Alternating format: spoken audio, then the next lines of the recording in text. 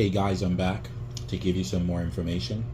Remember, we were talking about defenses to the formation of contract and how you can use that to repair your credit.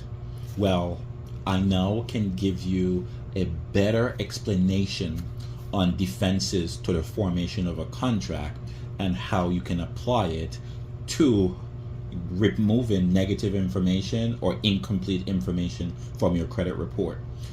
So remember the defenses. The first one was, I remember the acronym FAR Music D, but the first defense to formation of a contract is fraud. Then the next one is ambiguity. And then after that is parole evidence rule. Then after that is mistake. And after that is modification, unconscionability, and also whether. Hey guys, I'm back to give you some more information. Remember, we were talking about defenses to the formation of contract and how you can use that to repair your credit. Well, I now can give you a better explanation on defenses to the formation of a contract and how you can apply it to removing negative information or incomplete information from your credit report. So remember the defenses. The first one was, I remember the acronym FAR Music D, but the first defense to formation of a contract is fraud. Then the next one is ambiguity. And then after that is parole evidence rule. Then after that is mistake.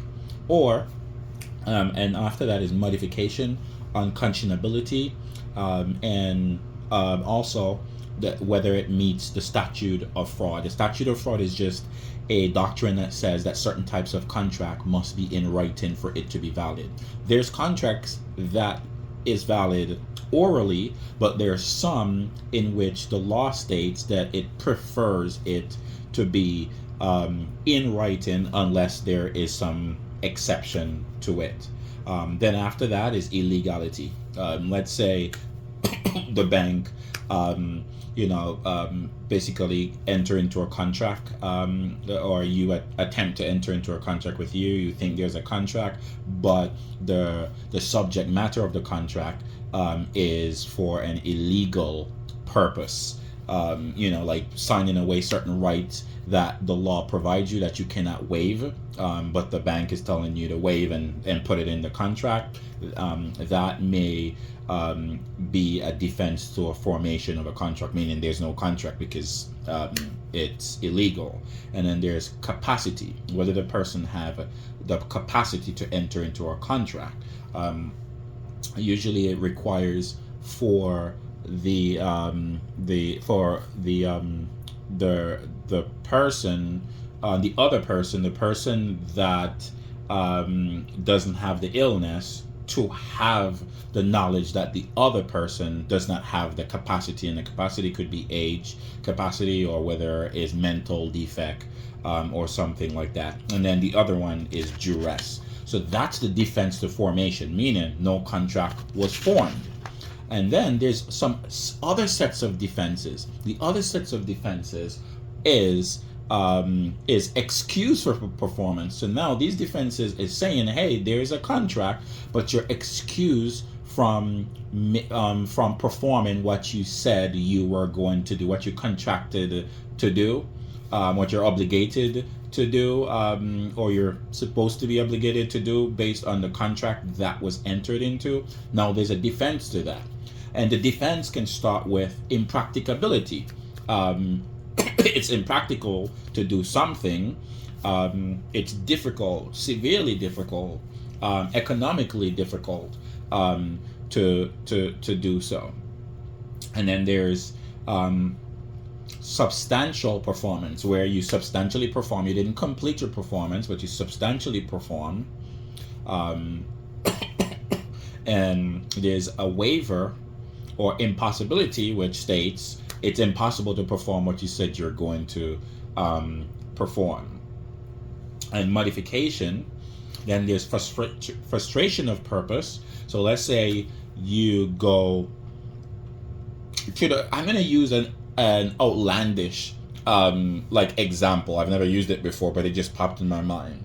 The example of frustration of purpose is where you go to a doctor, and you enter into a contract to remove a um, a lump or something like that, or a hospital, and to remove some, or to have some kind of medical procedure. And you went there, entered the contract, and so forth to pay. Um, then you went back and you found out that that illness that you have is no longer there. So basically, the reason in which you wanted to have the procedure no longer exists. So there is a frustration of purpose, and you're no longer obligated to pay. I wanted to use that example because a lot of people came to me with co-pays. There's a lot of co-pays on people's credit report. And that's something that you should look into, whether the hospital performed that duty properly. Basically, whether they did what they're supposed to do, whether you healed properly, and all that stuff.